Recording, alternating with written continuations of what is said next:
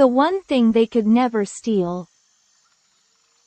In the vast expanse of hot, dusty lands, where the sun scorched more fiercely than a tongue of fire and the birds sang their unshakable melodies, rumors of another world flew like migrating birds. They said that across the great salty puddle, that immense mirror of water separating two worlds, came great ships that looked like floating mountains. Ships filled with men whose skin was as pale as the moon, with beards like tangled jungles and eyes so bright they reflected greed like mirrors. It was said that these men came in search of the riches of these nameless lands, men who cared nothing for laws or the balance of nature. They knew only of gold and jewels, of gleaming things that made anyone who got too close lose their minds. And though no one knew exactly what these foreigners sought, the people of these lands began to look at each other with growing suspicion. Xochipilli, the Latoani of the region, gathered his council deep within the jungle. Green leaves whispered around them, as if the very earth were taking part in the conversation. On his face, marked by years of struggle and wisdom, there was a worry not common to him. What do these pale men want? He asked in a low voice. They come from distant lands saying they seek riches. But what treasure could interest them here?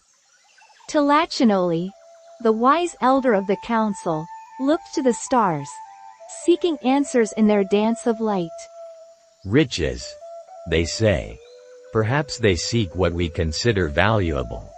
But no, they do not know. They seek only what shines. And that, my friend, is what we shall give them. But not what truly carries weight in the soul. Corn. The land that grew it. The sweat of the farmers who worked the soil. That was what truly belonged to them. Not the gold that glittered like the sun, but had never fed a single soul. Sawatian, the young warrior with the mocking smile, chimed in with a laugh that echoed in the hot air. Let them take all the gold they want. Who cares? As long as they take their metal, we'll keep what truly matters. Let them take gold as if it were the only thing that exists. And so, under the blazing sky, the people of the Golden Lands decided to hide what they truly valued. The corn cobs, the squashes, the fertile soil, all were carefully concealed, buried deep in the jungle, covered with dry leaves and fallen branches. No one must see those golden fields, that wealth which nourished all. No one must know, except those who truly understood its value. In its place, they began preparing offerings. Great necklaces of gold, figures of strange animals only they understood, even golden spoons for the pale men to eat in their curious fashion, and, of course, to give themselves a little laugh. Some of the figures were so absurd that even the natives couldn't help but smile at the idea that those shiny little creatures would be seen as valuable gifts by the foreigners. When the pale men reached the shore, their surprise was immediate.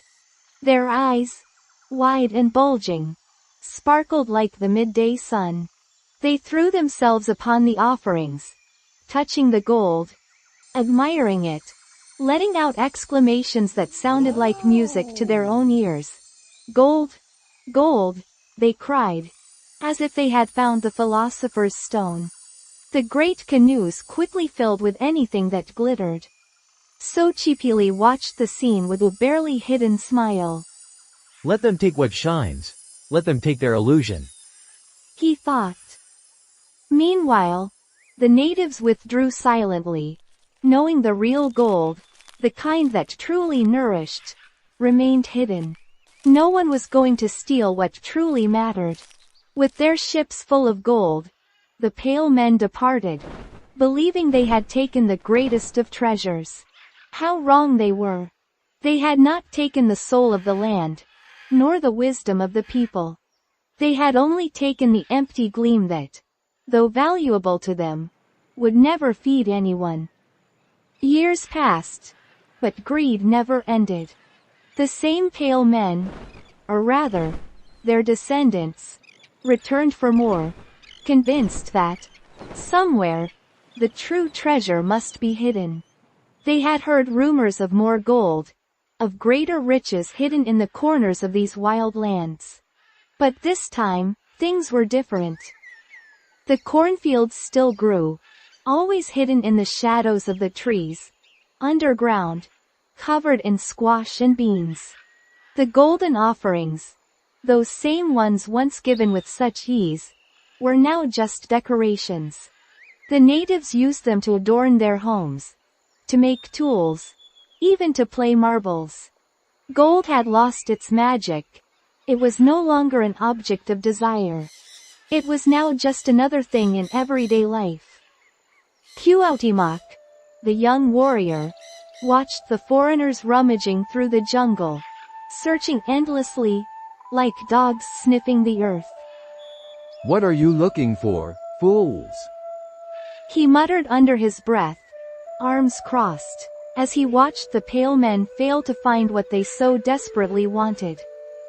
Finally, after weeks of fruitless searching, the pale men gave up. They couldn't find the gold, nor the treasure they desired.